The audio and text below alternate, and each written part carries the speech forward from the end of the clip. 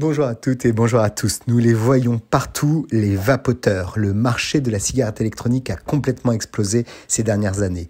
Prenant de plus en plus conscience des dégâts causés par le tabac, de nombreux fumeurs essayent de ralentir, voire arrêter totalement la cigarette.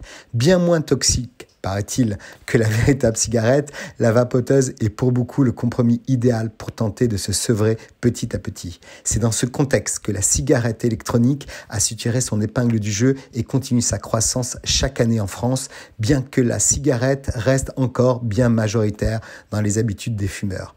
En effet, en 2022, 15 millions de fumeurs ont été recensés contre 4 millions de vapoteurs. Avec 4 millions de vapoteurs, la France se retrouve troisième sur le marché mondial de la cigarette électronique, derrière les États-Unis et le Royaume-Uni. Tout autant, toujours plus de 10 millions de fumeurs continuent de consommer du tabac.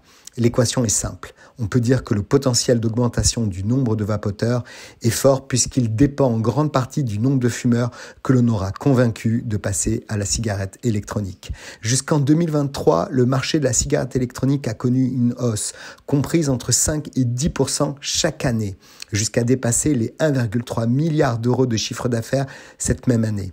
Avec l'augmentation continue du prix du paquet de cigarettes et le renforcement des politiques anti-tabac, le marché de la cigarette électronique a encore de beaux jours devant lui. Passer à la cigarette électronique permet également de faire de belles économies.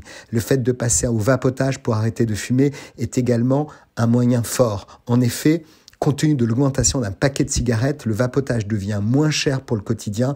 Les vapoteurs pourraient même économiser entre 1 200 et 4 560 euros en moyenne par an, une économie non négligeable. Tout autant, soyons prudents, les impacts nocifs ou pas sur la santé restent encore non mesurés. Et il y a beaucoup d'adolescents qui se font encore séduire avec le marché des puffs et qui ne voient pas le danger. On prend cela comme un jeu, mais cela reste tout de même des effets nocifs. 13% des 13-16 ans ont déjà essayé les puffs, ces cigarettes électroniques jetables au goût fruité. Leur vente est néanmoins strictement interdite aux mineurs et elle présenterait un risque majeur pour la santé. Le meilleur moyen de vivre vieux et longtemps reste encore de savoir ne plus être addict de la cigarette et avec l'économie de ces quelques milliers d'euros par an, de partir au soleil. Très belle semaine à tous.